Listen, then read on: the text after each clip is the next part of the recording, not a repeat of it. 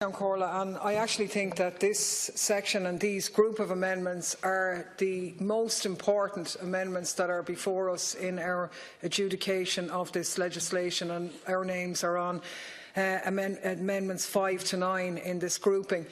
And at the core of this is the issue of decriminalisation of abortion in Ireland, in line with the ancillary recommendations of the Citizens' Assembly and indeed the Joint Oireachtas Committee and indeed the United Nations and indeed the World Health Organization.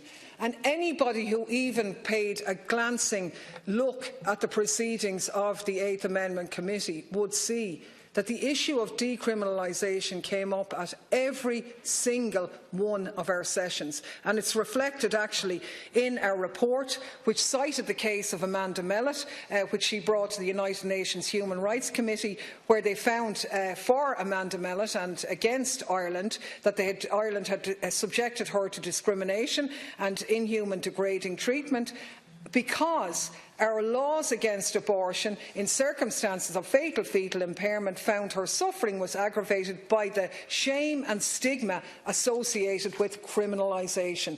We know further that the Joint Oireachtas report said the criminal provision also has the potential to create a chill factor for doctors and clinical risks by distorting clinical decision making. So by moving it to the back, great. It's not at the front. But we are not decriminalising abortion. And at lunchtime today, I happened to bump into one of the leading people in the Well Woman Clinic who will be at the forefront of delivering the services. We've received a statement from the IFPA, again, who will be at the forefront of delivering. And these eminently respected and key arenas for women's health are warning us that we have to take out criminalisation from this. They're not alone in that. The World Health Organization has long called for an end to criminalisation and defines decriminalisation to mean removing specific criminal sanctions against abortion from the law. So by supporting our amendments, we'd be supporting the World Health Organization's position. I want to draw attention to a statement in September this year from the UN Human Rights Commissioner, which urged governments across the world to decriminalise abortion and enhance their progress towards ensuring the right of every woman or girl to make autonomous decisions about her pregnancy. And they warn, legal frameworks for abortion have typically been designed to control women's decision-making through the use of criminal law. Many legal frameworks generally prohibit abortion and make it legal only on specific grounds that do not capture the range of circumstances in which women and girls may need abortions. Moreover, strict time limits for abortion often cause women to be in situations where their abortions become illegal. These legal restrictions frequently converge with the practical barriers to effectively deny abortion to pregnant women and girls at the expense of their dignity and well-being. Very, very serious words. Now, we are here at an important juncture in the development of Irish society in terms of women's reproductive health.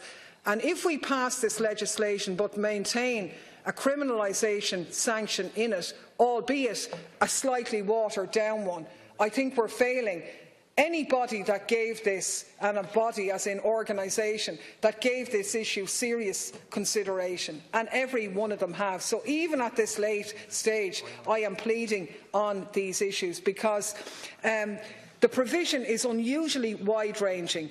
It has the potential to still have a chilling effect. It's broad enough to leave healthcare providers open to malicious reports and criminal investigation in relation to their decisions as to gestation stage or the nature of risk to health, for example, after 12 weeks. And we don't need them operating in that climate. I know you're going to say good faith and reasonable opinion are there, but that's a defence if you're prosecuted.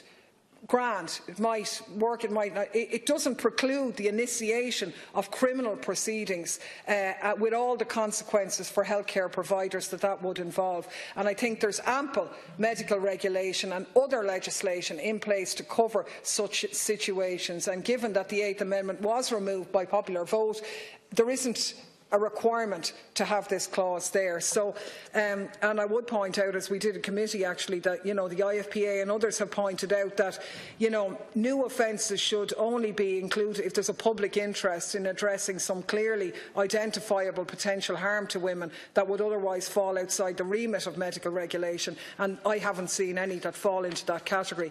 Now, our other amendments, 6, 7 and 8, would be in the event of Amendment 5 falling, if you like, in order to send a signal that if we are maintaining some form of sanction, we need a clear statement in defence of doctors who might be worried about the chill factor associated with government's offences provisions and therefore might be deterred from providing abortion care to their patients. It's also there to ensure that others, friends and family members, for example, of pregnant women who ask for assistance are not criminalised in the process of acquiring pills, say, and where they're acting in good faith and on explicit instruction from a pregnant woman, then they should not be subject to a criminal prosecution, and that obviously protects against somebody being coerced and so on. And again, to echo the point made, we need to move away from associating abortion with a 14-year jail term. It's been consistently mentioned as the term which leads people to kind of believe nearly that it's an automatic sentence and does provide that. So look at, again, if we were to do nothing else, if this was the only amendment, and it's not just amendment, group of amendments, because I know you're supporting the first one, but you've got to support its removal later on or not move its insertion. We'll be obviously imposing its insertion if this bit goes. It's absolutely critical because of all of the empirical, medical, legal evidence before us, and even at this 11th hour, I'm really pleading that we deal with this once and for all in the proper clinical medical setting, not as a standalone issue open to any extra criminal sanctions, which is what we're still doing.